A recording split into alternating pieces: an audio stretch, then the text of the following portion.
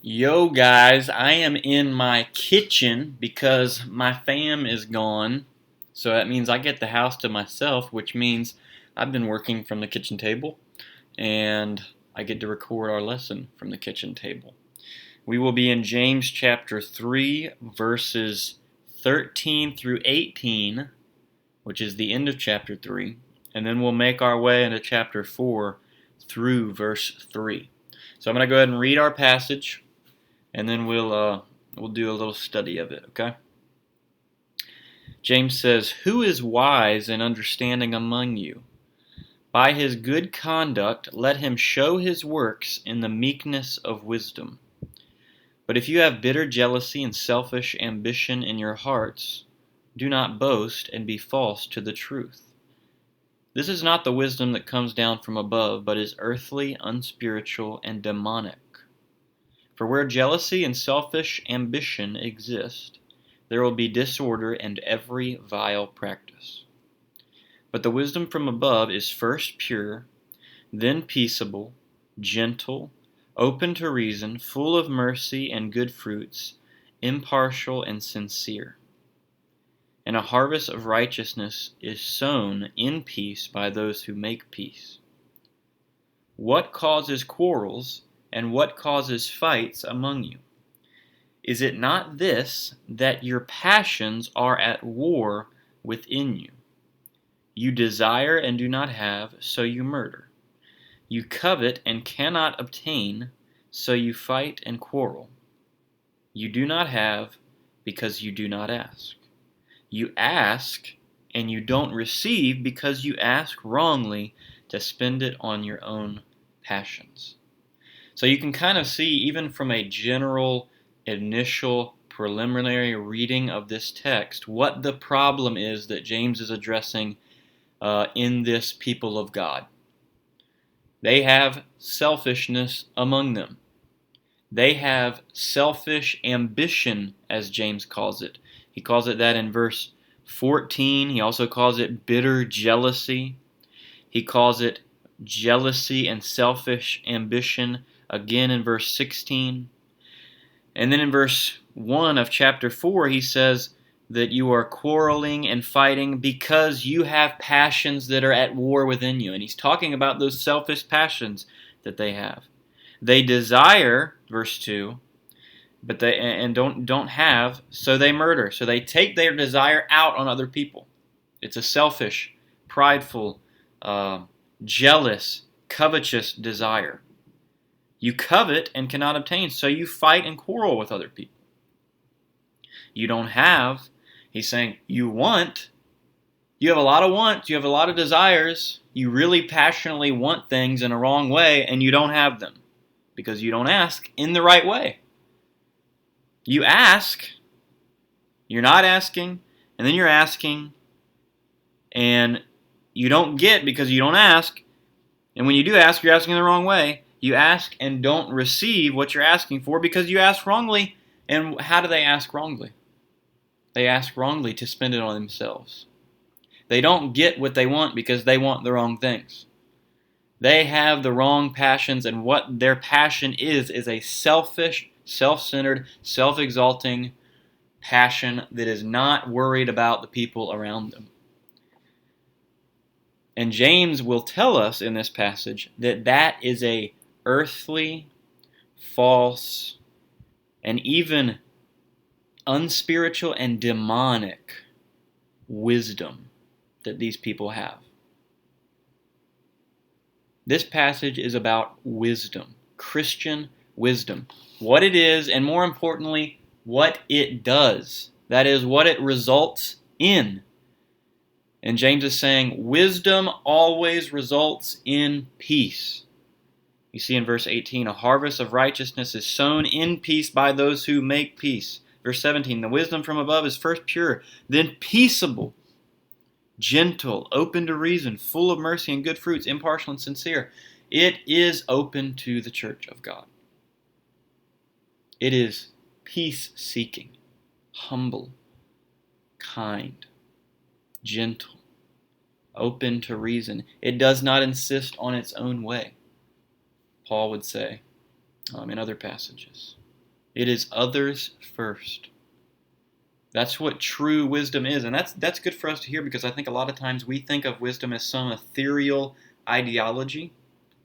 Actually, before I go any further, go ahead and pause the video, or pause the podcast. If you're watching on video, pause the video. If you're listening on podcast, pause the podcast. And just answer the question honestly of, what do you think wisdom is? Just answer that question. What is Christian wisdom?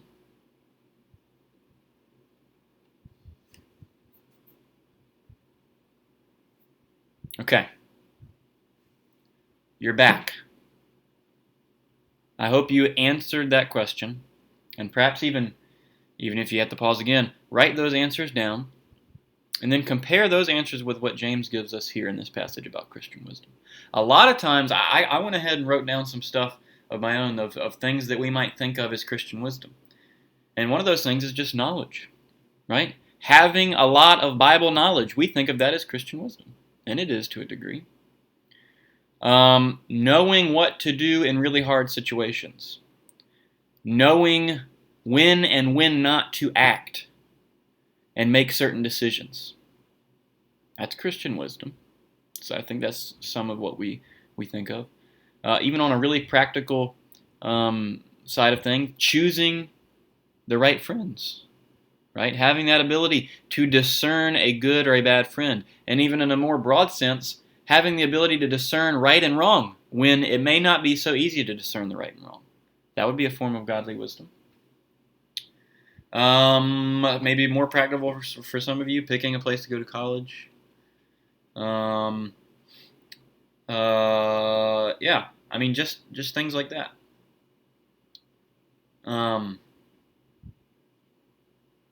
Maybe somebody who gives good counsel.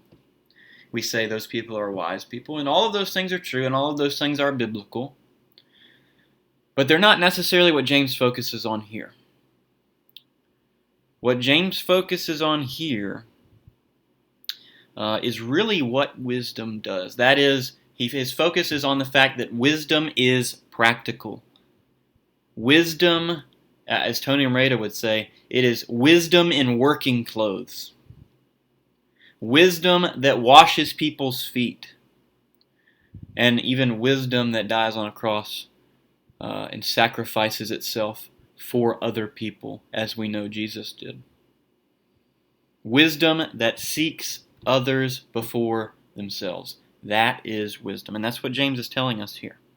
So first, we'll kind of break this up into 4 different sections. First, we'll look at the search for Christian wisdom. James says in verse 13, "Who is wise and understanding among you?" He's saying, is there anybody wise around? And if so, show yourself. Right? In essence, he's saying, there's a little sarcasm behind it. He's saying, if there are any wise people among you, then let them step up to the plate and let's see if they're really wise. Let's see if they pass this test of wisdom that I'm going to give them. We'll see if they're truly, biblically, really wise, or if they have some false sense of wisdom that is earthly, unspiritual, and demonic. So we'll see the search for Christian wisdom, which we really have just seen. James is just saying, is there anybody there? And if so, let him show up. And then moving on, we'll see the showing of Christian wisdom. So James is looking for wisdom, right? And he needs people to show if they have it. And it's interesting, James describes, he doesn't say, let them show their wisdom by how much Bible knowledge they have. It's not what he says. He's seeking for really practical applications of wisdom, really practical outworkings of wisdom. That's what he wants people to do if they're really wise. So we'll see the search for Christian wisdom, the showing of Christian wisdom. Then we'll see the shortage of Christian wisdom, in that these people have the wrong wisdom. And James wants them to have the right wisdom. And then we'll see the substance of Christian wisdom. What Christian wisdom really is and really does. So, we've seen the search, kind of. And that's just in verse 13a, where James says, "Who is wise and understanding among you? Is there anybody there?" And then he says at 13b, "By his good conduct, let him show his works." And I like that he says, "Let him," because the reality is there are some people in our churches and in our friend groups that are more wise than we are. But sometimes we don't let them be. Sometimes in our own pride, in our not wanting other people to be more wise than us, we like to push down people that might have been blessed with a specific wisdom and helpful knowledge from God. And James is saying that's not what we should do. We should want others to show their wisdom in all areas of life, in practical areas of life. He says, "By his good conduct, let him show his works." That the phrase "good conduct" and then "let him show his works." Good conduct is not a great translation. James is really saying, he's referencing a beautiful pattern of life, a foundational pattern of good deeds in one's life that is a sweet aroma and beautiful picture to those on the outside looking in. It is something that is attractive, it's beautiful, it's godly, it's sweet. It is something that should attract people in. It's not some rigorous good works, legalism. It is a beautiful and sweet thing. It's actually, the Greek word he uses is actually the word that is derived, that we get the English word calligraphy. So it's a beautiful pattern of life, a beautiful drawing out of somebody's life that is attractive and beautiful. By his beautiful, sweet, humble, gracious, attractive life, let him show his works. Let him continue to build upon that beautiful foundation in the meekness, the humility of wisdom. I like what one author says. He says, the word meekness is a sense of self-subduing. It is putting others before yourself. It is bowing the knee to wash people's feet. It is crucifying ourselves. It is dying to ourselves instead of living to ourselves. And of course, we do that to God first and foremost. Proverbs tells us the beginning of wisdom is the fear of the Lord. The fear of the Lord is the beginning of wisdom. Bowing the knee to God in humility is the beginning of all of our wisdom. But also, bowing the knee to others is also the beginning of wisdom. That's the continuation of wisdom, actually. We bow the knee to God, that's the beginning. And when we do that, we know we're going to bow the knee to other people's before our own interests. And there's intricacies there that wisdom understands, in that we don't bow the knee to others when they want us to do things that are against God's will. That's clear in the book of Acts, where Peter says, we must obey God rather than men. You don't bow the knee in those circumstances. But in the family of God, more often than not, you're going to be submitting your interests and your opinions and your time to other people as opposed to the way that you want to spend those things.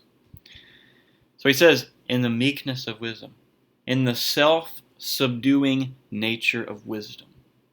And notice there that that's how he's describing wisdom. He's saying wisdom is meek. In the meekness of wisdom. Wisdom has in itself, has baked into itself meekness and humility and gentleness. And this is who Jesus is. In Matthew 11, he tells us, he says, I am gentle and lowly in heart. In other words, the heart of who Jesus is, the very core of who he is gentle and lowly and meek and humble. If that wasn't who he was, he wouldn't have come out of heaven. He would have stayed in heaven and never came down to die on the cross, but we know he did. Why? Because he's gentle and lowly in heart. That is who he is, and that needs to be who we are. So James says, show your wisdom by practical deeds. Show your wisdom by putting others first. And we'll see that even more in the shortage of Christian wisdom in verse 14. He says, but if you have bitter jealousy and selfish ambitions in your heart. So there you see the contrast between godly, biblical wisdom that is meek and humble, and then the contrast, but if you have bitter jealousy and selfish ambition in your heart, he's saying that is inconsistent with biblical wisdom. That's what James is saying there. That is a demonic and false and earthly and unspiritual wisdom that we'll see here. But if you have bitter jealousy and selfish ambition in your hearts, so self-seeking, self-centered, the word jealousy there just means desire, but it means a desire for self, right? It's kind of got a sharpness to it that protects its own opinions, its own thoughts, and always thinks it's right, and never ever will lay those things down for the sake of other people. It's sharp, it's edgy, it's hard, bitter jealousy. Those two phrases coupled together. Desire that is bitter and selfish.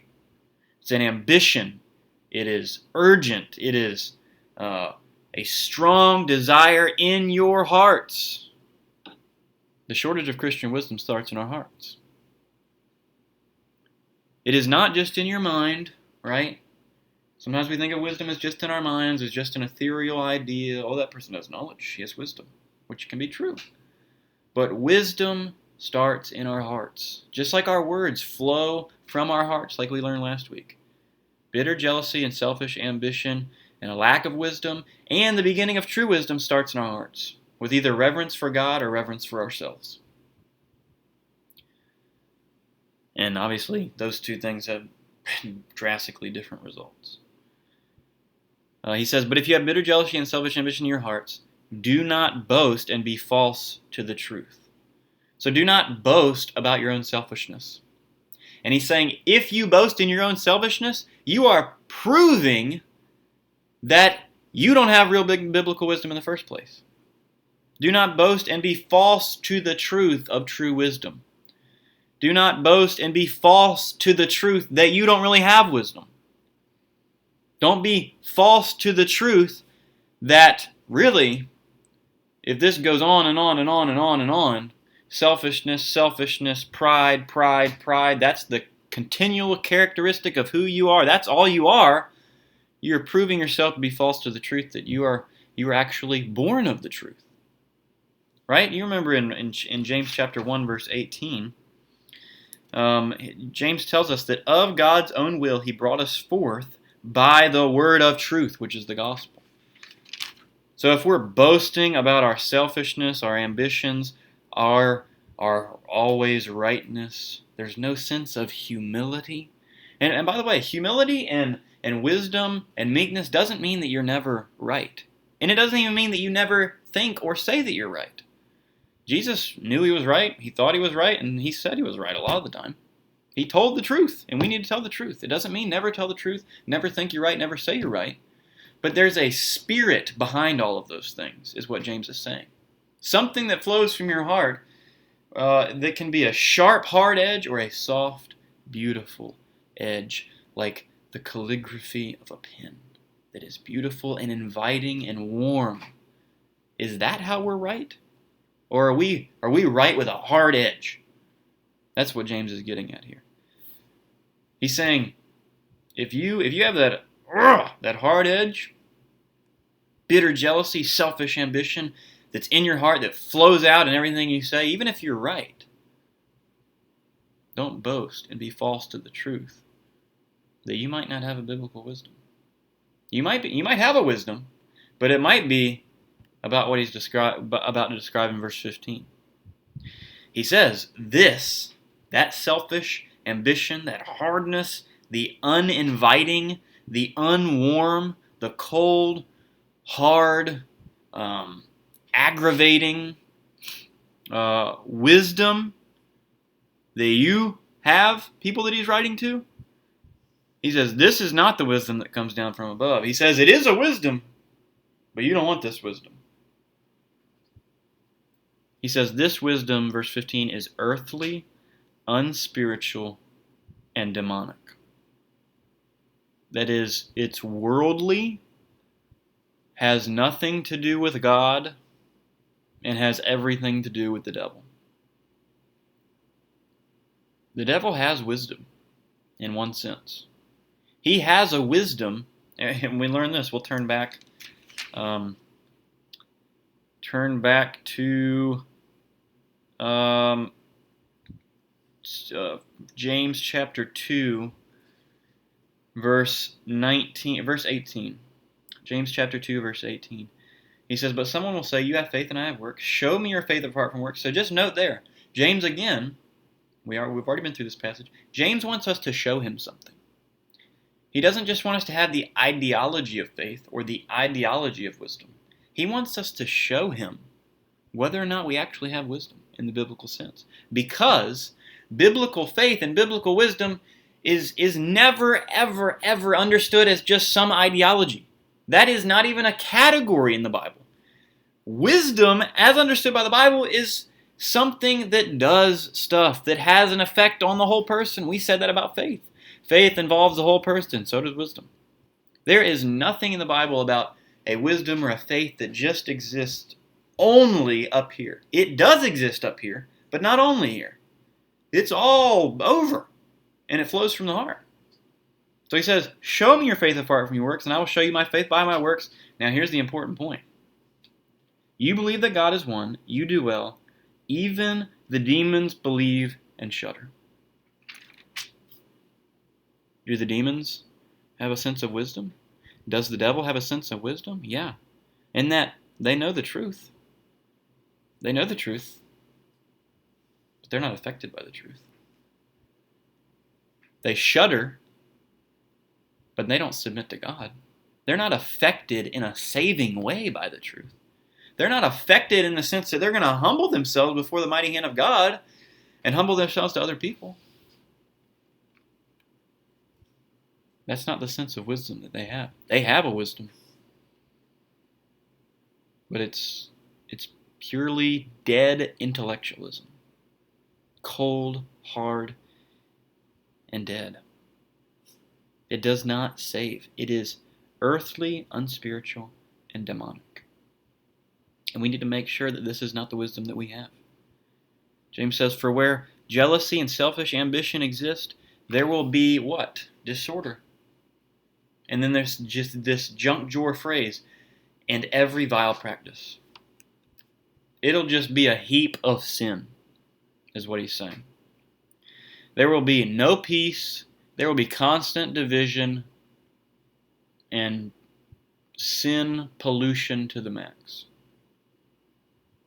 That's where your wisdom will get you, is what James is saying.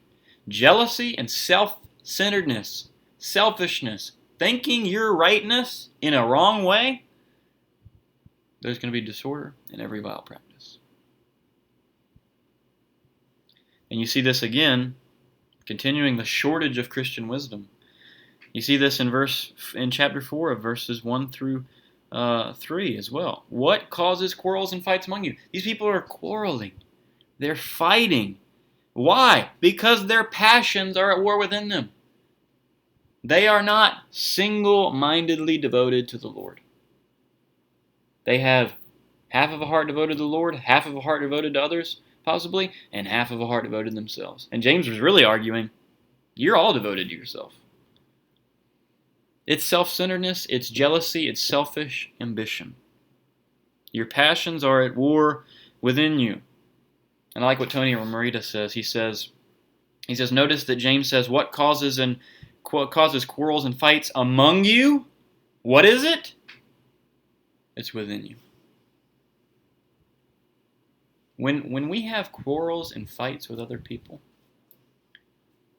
I think, at least speaking for me personally, I could do a better job of looking within to see where I'm wrong instead of looking around to see where others are wrong. I think I could do a better job at that. And I think that's something to meditate on. Again, we're not saying that that we never think we're right, or that we never think others are wrong. In all honesty, that is the way that our culture is heading, and it's totally unhelpful. Our culture is heading to a kind of ideology and thought process that no one can be right and no one can be wrong. We're all just relativists. And that is not what James is arguing for here. He certainly says that we've been born by the truth in chapter 1, verse 18. And he tells us to not be false to the truth. So we need to know the truth, and we need to stand for the truth. But we need to do it with the right spirit, with the right passions for unity, for grace, mercy, kindness, love, and truth in all the right ways. He says you desire and do not have. You have these selfish passions, and we could have good desires. We can desire good things in the wrong way, and we can desire good things in the right way. We can desire wrong things in the wrong way because they're the wrong things. They have a desire, and they don't have that desire, so they murder. That's idolatry. That's what that boils down to. They want something so bad that they're willing to kill for it.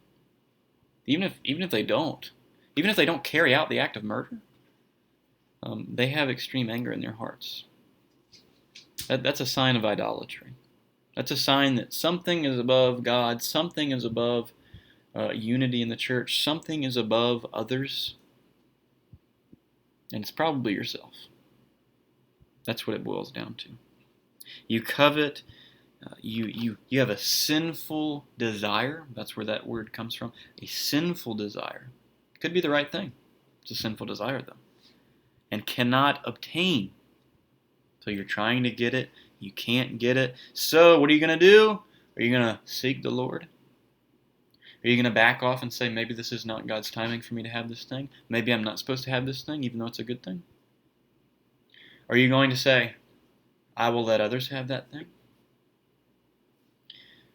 Are you going to say, let me step back and reevaluate my desires? That's not what they did. They fought and they quarreled. They fought with each other. They do not have because they don't ask. And they ask and they don't receive because they are selfish. It's all about themselves. It's not about others. So that's the shortage of Christian wisdom. The shortage of Christian wisdom is really comprised of selfishness, jealousy, covetousness, in a hard and angry way, sinfully angry. But then we see the substance of Christian wisdom. What is Christian wisdom actually? But, verse 17 in chapter 3, the wisdom from above, so it's heavenly. The Christian wisdom is a heavenly wisdom. It comes down, like every good gift, from the Father of lights, as we learned in chapter 1, verse 17. Every good and every perfect gift is from above. It's from above. It's a heavenly wisdom coming down from the Father of lights, with whom there is no variation or shadow due to change. It's a heavenly wisdom. But the wisdom from above is first pure, righteous, God-seeking, undefiled. We learned last week about the defilement we can cause with our mouths. We've seen many times that James talks about a staining. He says this. He says this in chapter 1, verse 21. He says, therefore put away all filthiness and rampant wickedness. So you got that idea of filthy and a rampant wickedness, an unrestrained wickedness, starting in your heart and going out into life. And then verse 27, here's the unstained part. Religion, chapter 1, verse 27, religion that is pure and undefiled You have that same theme. James wants an undefiled faith. He wants an undefiled wisdom. Before God the Father is this, to visit orphans and widows in their affliction, and to keep oneself unstained from the world. Purity, you think of like a white t-shirt. It's pure. Now, that analogy, of course, breaks down because of, the materials and all that. But white is often a symbol of purity. And if you're eating spaghetti, you might drop some sauce on there and get a little stain on your shirt. That's a stained purity. And James is saying, we do not want even those little smallest stains. We want to remain pure. That is wisdom. If you want to be wise, stay away from sin, is what James is saying. Stay away from worldly wisdom. Stay away from worldly sins. It's first pure, and then it's peaceable. It is gentle. All these things kind of go together. It's open to reason, full of mercy and good fruits. It seeks peace with others. It is able to be peaceful. Peaceable. Peaceable. It's able. It has the capacity to have peace. And we might add, even in the midst of disagreements. There's a lot of disagreements in our world today, and we really need to seek peace on these issues. We can disagree with fervency and still be peaceable. It's a spirit that is behind disagreement. We can disagree and still walk somewhat in the same direction. Peaceable, gentle. As I said earlier, just like Christ. That's what Christ was. And again, to be sure, Christ was pretty staunchly divided with certain groups like the Pharisees. People in significant error, Christ called it out. Of course, they're always invited to his table, but on the terms of Christ. And we need to keep those guards up, certainly. But we need to do it with the gentleness and the lowliness that Christ did it with, as well as with the passion that he did it with. And if you really, really want to get a good grip on the person and heart of Christ and his gentleness and lowliness, I want to recommend this book called Gentle and Lowly by Dane Ortland. That book will supplement your study in this text that we're going through in great ways. It shows you who Christ is, as revealed by Matthew 11:35, I think it is, where it says he is gentle and lowly in heart. That's the whole book. That's the focus of the book. And it goes through different passages that talk about Christ's gentle and lowliness. And it will show you who Christ was so that you can see who you need to be in Christ. And it is just like a commentary that helps us apply and understand this passage. So I recommend you go buy that book and read it. It's really good. And then if you want to, there's always a balance between being peaceful, gentle, lowly, and still standing for the truth. That's something that takes wisdom. That's something that takes some experience in doing. I mean, even I've been in the ministry for like not even a year and a half now. Not even a year, I don't think. And there are still ways where I'm growing in learning how to disagree, in learning when to stand up for truths, in learning how to stand up for truths when I do. And sometimes you're going to get it wrong. I've gotten it wrong. And you learn from those mistakes, and you learn from the Word, and it's a growing process. So to kind of even out those two seeming discrepancies, I really encourage you, again, to read the Gospels. We're about to start going through the Gospel of John, so we'll see it a little bit. But read through Matthew, Mark, and Luke, who really detail Jesus' life. John focuses more on the miracles, but Matthew, Mark, and Luke, read through those and watch what Jesus did. You will see both his gentle and lowliness, his peaceful spirit, and him standing for truth. And you will see how those things interconnect. They're not divided. So all of that is a growing process. But James is telling us, we have to realize these parts are in the Bible just as much as standing for the truth is in the Bible. Wisdom from above is pure, then peaceable, gentle. Those words are in the Bible, just like standing for the truth is. Peaceable, gentle, open to reason. This is where I get the sense of Paul, where he says, "Love does not seek its own interests." It's open to other people's opinions, arguments. It approaches things with a reasonable spirit, even if it knows that what somebody's saying is wrong.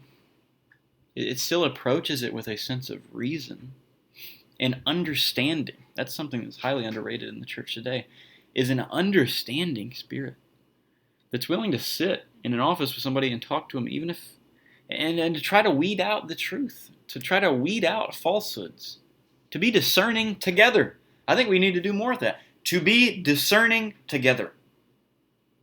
Discerning is not just discernment is not just something that's exercised in one person's mind. It's something that's exercised in a community, a body of believers.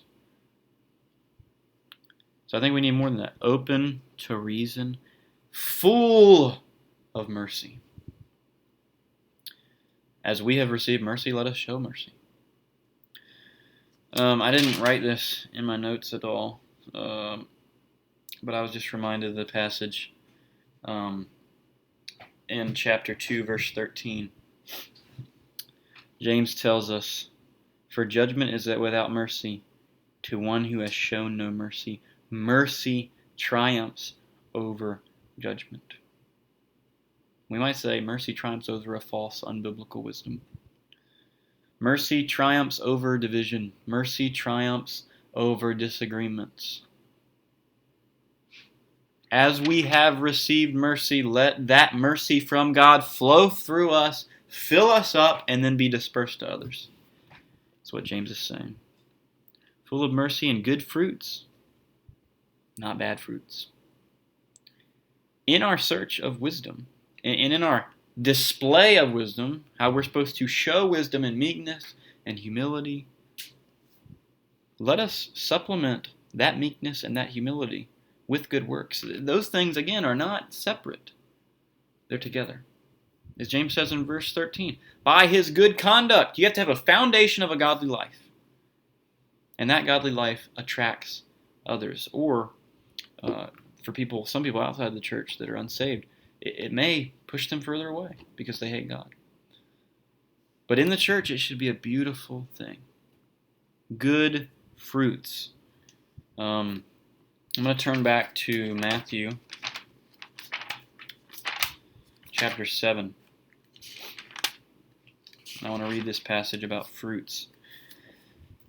This is where it's important, where wisdom does produce good fruit, right? Not just bad fruit. Actually, it doesn't produce bad fruit. But it produces good fruit in really every way, including in teaching and in doctrine and in theology, and, as we've seen in this passage, in peace and love and grace and mercy and in the fruits of the Spirit. But here's this passage in Matthew 7, just to keep this in mind as we think about wisdom. Matthew 7:15 through 20. Beware of false prophets who come to you in sheep's clothing. They might look like they have good wisdom, but inwardly are ravenous wolves. They have demonic wisdom.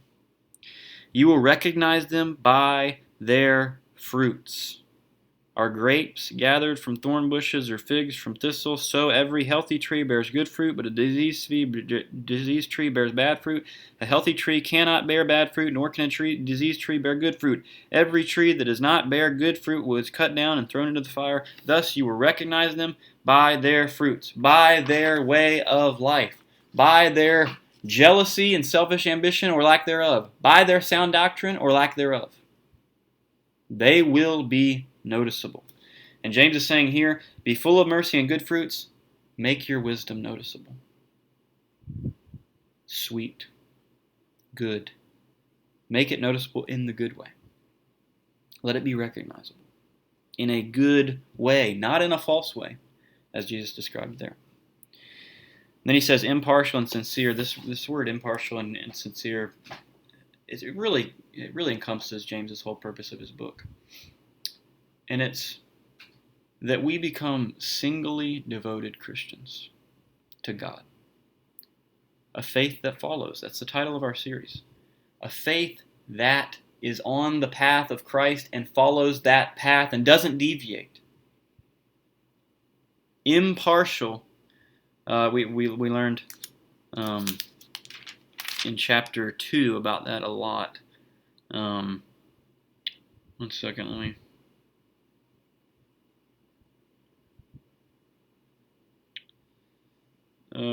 okay, yeah.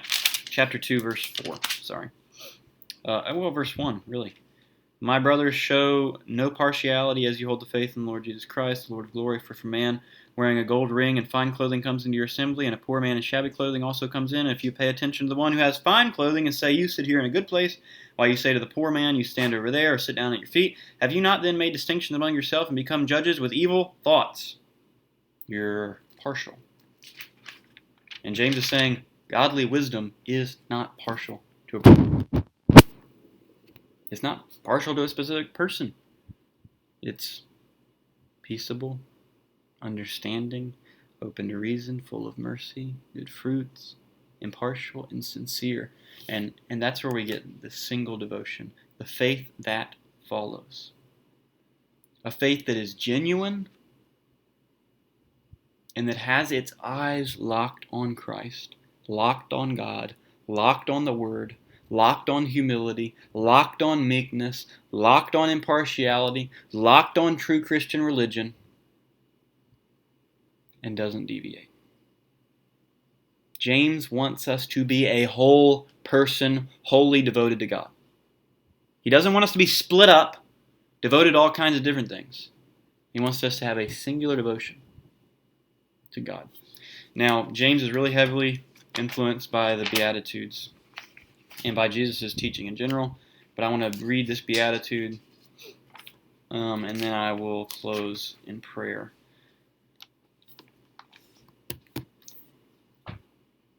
James draws a lot from the Beatitudes. I'm going to read through them, and I'll do brief comments on the way through. Matthew chapter 5, verse 1. Seeing the crowds, Jesus went up on the mountain, and when he sat down, his disciples came to him. And he opened his mouth and taught them, saying, Blessed are the poor in spirit, for theirs is the kingdom of heaven. Humility, which James talks about a lot. Blessed are those who mourn, for they shall be comforted. James brings that up in next week's lesson. A serious view of sin. We'll see that next week. Blessed are the meek. Does that word sound familiar? It's in the book of James. A lot. Blessed are the meek, for they shall inherit the earth. Blessed are those who hunger and thirst for righteousness, for they shall be satisfied. Verse 18 of James chapter 1. A harvest of righteousness is sown in peace by those who make peace. A harvest of righteousness, of goodness, of God obedience to God is sown in peace. That's the spirit of peace. The spirit of the way that we do things matters. Sown in peace by those who make peace. Blessed are those who hunger and thirst for righteousness, for they shall be satisfied. Blessed are the merciful, for they shall receive mercy. James just told us to be full of mercy. Blessed are the pure in heart, for they shall see God. And that is a very similar word to the one that James uses in his whole goal of a singular devotion. Blessed are the pure in heart, the singularly focused people on God, for they shall see God. Blessed are the peacemakers. This whole passage about wisdom is talking about that wisdom produces peace. Harvest of righteousness is sown in peace by those who make peace. Blessed are the peacemakers, for they shall be called sons of God. Blessed are those who are persecuted for righteousness' sake, for theirs is the kingdom of heaven. Blessed are you when others revile you and persecute you, and utter all kinds of evil against you falsely on my account. Rejoice and be glad, for your reward is great in heaven, for so they persecuted the prophets who were before you. James was heavily influenced by his half-brother Jesus. May we be, through James as well. Let's pray. Father, take your wisdom, take your word, plant it deep in us, shape us and fashion us in your likeness and in your wisdom. Lord, James tells us, and you tell us, that if we ask for wisdom, you will give it to us. So, Lord, I pray right now for all of us, for your wisdom, not the world's wisdom, for your wisdom of humility and meekness, obedience, purity, mercy, reasonableness, impartiality, gentle and sincere, peaceful. Lord, we pray for these things in Christ's name, for his glory. Amen.